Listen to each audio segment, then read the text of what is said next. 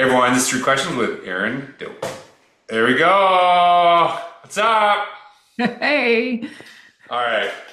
I am uh I am pumped to be with my friend Erin from Ottawa, right? A little shout out to Yeah. Canada there. And so we had met, what was that? How many years ago? It was like a Google, was it like not a Google Summit in Ottawa? Was that where it was?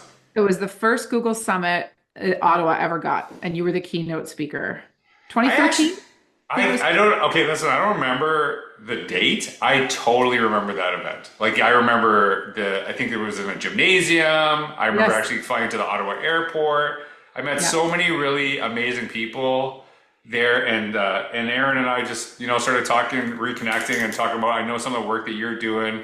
I think you were a vice principal, now you're teaching again. So instead of me trying to talk about what you do, why don't you tell everyone what you do today, how you got there, and just a little bit about yourself to start us off?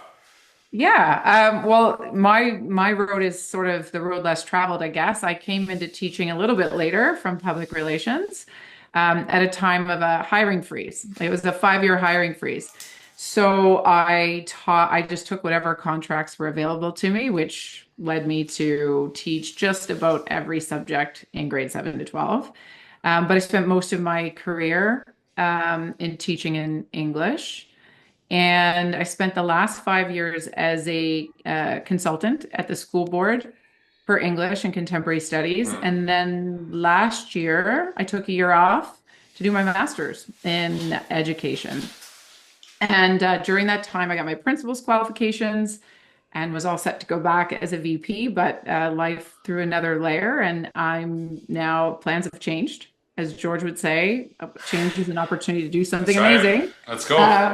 So I'm back in the classroom and sort of starting to do some consulting, podcasting on the side. So Yeah, reached out to my yeah. friend for some advice. Yeah, and that's actually, and Aaron and I were talking about that, just some of the stuff to kind of start because it's really kind of interesting that you were in public relations. I'm like really curious of that work and what you learned that applies to your teaching today. Like, what did you pick up from that career that has helped you in education? Because I'm telling you, like a lot of schools, you're like, public relations is a huge thing. How we connect with the community, how we empower them. So, what did you learn from that process? That it's all about relationships. Public relations and teaching is the same in that you're building relationships. I would say, the difference is you're building them for organizations, whereas with students, it's with staff and parents and children, and but the principles are the same, Hmm. and but I took a year to go work at a communications company actually in Japan while I was in public relations, and it was a communications company, but I was teaching Hmm. English to executives and university students, some kids, and I just fell in love with teaching. So when I came back to Ottawa, instead of going back into my position here in Canada, I went back to teachers college. So it was a little bit later on, Hmm. and I haven't turned back. I love it, but So, I get to do a lot of it in my right, consulting work, right. and yeah, And when you say you're a consultant, that was within the school district, is that fair? yes, that's yeah. Yeah. So okay. So you're out of the classroom. You're supporting teachers, and then you go back to the classroom. So what are some of the things that you picked up that have made you a better teacher? And this is something I really believe. It probably made you a better teacher because you got to see other teachers teach all the time, right? You had a little bit more flexibility. You get to see some things. You're like, I totally do that. I'm like, I don't know if I did that. Like that's kind of that's kind of a reality. So what were some of the lessons you had from that role that you have actually brought back into the classroom? Being back, as a teacher. Oh, that's a really good question. I only ask good questions. That's it. That's the innovator's mindset. That's the It's new only two. skill It's of the only two. It's future. only two or three, but every one of them is good. I'm just kidding. Yeah, no, that's a really I mean that humility is one. I Hmm. think that there's no one size fits all for anything. So as a consultant, you're on a deep dive learning about all these different pedagogies, and you're working with teachers and you're trying to see how it works in their classrooms. But when you go back to the classroom, it really is just about the kids. Right. I kind of relate it to when I first had kids, and everybody told me to get all these sleep training books, right? And Mhm. all these parenting books. But then, and so I did, and I read everything. But then you have your own kid, and you're like, I just got to work with this kid. I just got to Mhm. work with, and be responsive to this kid because that's not going to work. So I think you have to really humble yourself when you go back. But I was well equipped to sort of Yeah. my toolbox. Yeah. Yeah, and that like when you look at that process, I think this is something, and you and I were talking about this before. There's a lot of times where there's this idea that, someone could come in, you're a consultant, I go and work, and it's like, if you do this thing, this will solve all your problems. Like I was actually just in Pennsylvania, and one of the things that a teacher asked me is like, hey, we have some of these behavioral issues in our classroom. Like, what would you do? I said, well, first of all, I can give you some ideas, but I'd have to know who the kids are. I can't just like say like, do A and it will solve all your problems, because I actually have to meet the kid, right? So that to me is a really important aspect. So I really appreciate that you said there's not a one size fit all, because there's a lot of times where we have this belief system that someone from the outside or someone who works at the district level will come in and have the answers. And I think it's kind of taking like a variation of those things and then kind of building it. You did say that you actually did your principal certification, Yeah. and then you chose not to go into that area. So Yet. I'm curious Yet. why you didn't go in, but also what did you learn from that process that has helped you as a teacher? Because I actually think there's some connections between being an effective, and I don't want to say leader, because it's not necessarily, you're not a leader if you're a principal. You're an administrator.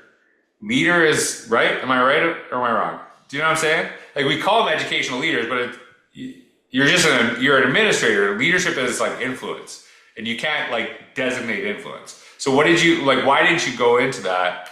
But what did you learn from that you maybe have applied into your teaching? I think that going through that process has helped me understand education with a bird's eye view. Hmm. But I think the principles stay the same. Even when I'm doing acting VP, I do it as more of, I do it more as like a guidance counselor role. Like you've got to be a good listener. You've got to Hmm. listen to the people that you're serving. And I've always had I guess I would say I've always had a transformational leadership approach to things. So I sort of take what is possible as a leader and Hmm. translate that thinking into the classroom as well. Like who are these kids and what is possible to shape their futures? And I would take that same principle as an administrator. Like who is my staff? Who is my Right. school? Their needs and what is possible for the school and for this community. I think and that Allison Apsey and I talked about this in What Makes a Great Principal, is that a lot of times when people come to a new administrative role, they have a vision of what they're going to do. And so Alice and I were very adamant. That's the last thing you focus on, because you can't really create a vision for people you don't know. Yeah. And for them, any vision that you create in a school, it should be with people, not for them. And you don't know access to resources, but a lot of times it's like, I'm going to go in there, we're going to do this. It's like, you don't even know what's going on that's really great in that school. You don't know what you're building upon. So I really appreciate that that's something that you see is like, hey, like you actually have to work with people. You can't just like come in there and like go and fix them, right? And I think that's something that really resonates with me. Yeah. Well, I mean, for me, the culture of your classroom or the community, the feeling in that classroom is my number one goal. Like when I Hmm. first get kids, even the first week, I don't even do anything academic. It's just community building, getting to know them, like Hmm. setting the tone for what it's going to feel like in here. Do some academic things, but if in leadership too, that's what I think about a lot is how Hmm. are we creating a culture of engagement or, Hmm. not compliance, which I think Right. administrators are doing most of the time. And that's where it can be a little bit tough to kind of get to the leadership stuff. Yeah, and someone's probably listening to this and going like, "Whoa, jeez, that's like a waste of a week." Like, you probably got so much curriculum and stuff like that too. But if you read any of like Covey stuff, Speed of Trust, once you build that, everything gets done faster, right? Like less classroom management, those things. I think that's a really important aspect. I mean, I'm going to say this and people aren't going to believe me, but I have zero classroom management issues. Like Nobody believes I you. have personality, I have needs, but there's not I spend a lot of time building Right. with these kids and them building with each other. And the goal is just not to notice me in the room most of the time. And if you can build a culture like that where they're leading the way and they know you believe in them and there's trust, you can get a lot out of people. And I think that's the same for leadership too. There's a book right there, Erin. There's a book. There's a book. What's it called? What's the book?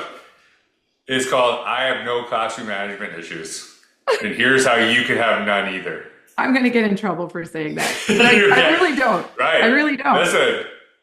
Listen, I'm telling you, that's a book. That's $1 billion seller right there. If you can write that book and fix it, even though we said you can't do one thing and fix it for everybody, but whatever you're doing. Okay, so this is the last question I got for you. And again, putting you on the spot. Do you remember anything from my talk in Ottawa? Is there anything that you're like, was this over 10 years ago? Do you remember anything that stuck with you that you've utilized? And if you say nothing, I'm cutting this out. Right? If you got nothing, I'm just cutting this out. Wait, three things. Oh, you got 3 things. I got 3 that just boom, boom, boom. I was like nervous. I was setting myself up there. Okay, so one thing I remember. Well, okay, so your approach. I think you're a storyteller. I remember you telling a story about your dad, about your history, and how you took your life and your history and related it to like those lessons and how it relates to education.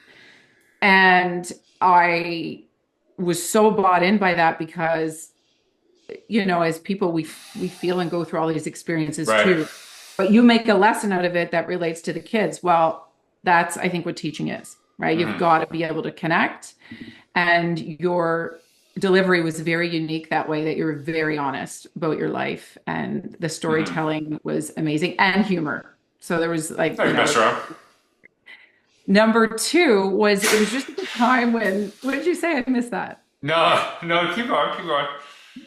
So number 2, it was at a time when Twitter was just starting to be sort of a central tool for educators. Yeah. And I tweeted something about, oh, I love George Couros. He's so inspiring, blah, blah, blah.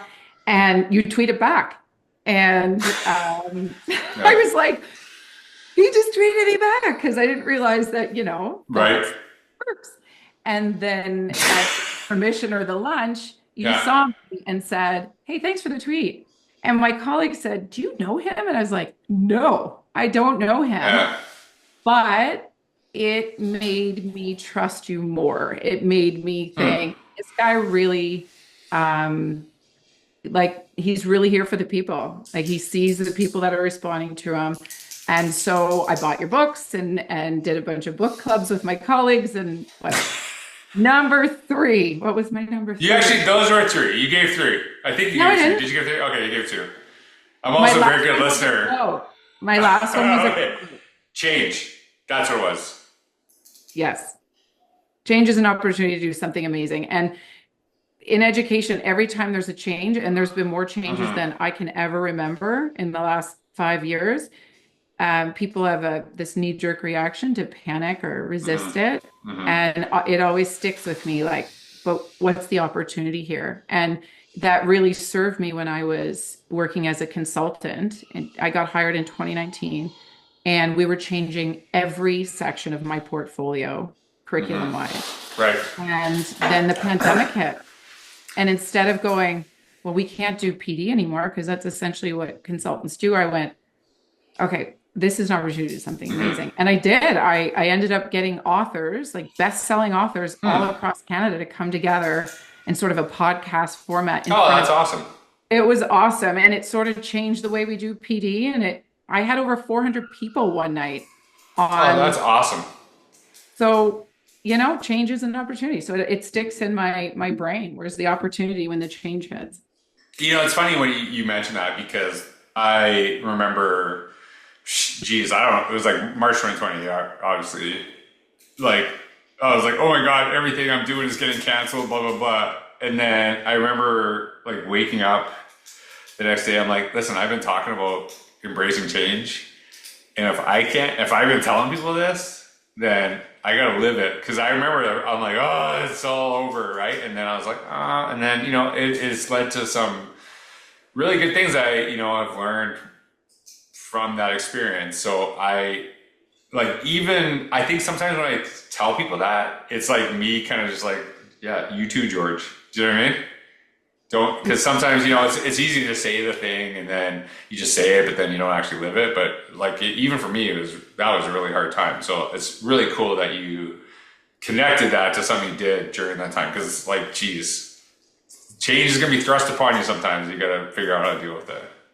Yeah, absolutely. So listen, Erin, Erin has promised me. So this is like kind of a favor coming up later. She's going to have her own podcast real quick. And she said, I'll be on it. So I'm excited about that. So now this is recorded. So you can't not have me on. And that will be your chance to like throw some hard hitting questions at me, and I don't want no prep. You just do it right on the spot. I am coming for you, George. You're the one who said, be the reason somebody does something irrational. I'm gonna do it. So hey, listen, everyone, make sure you connect with Erin. You can see her bio information down below, and we're looking for your podcast. So Erin, thanks for being on the podcast. Thanks for having me, George. All right. Thanks everyone for listening. Have a wonderful day.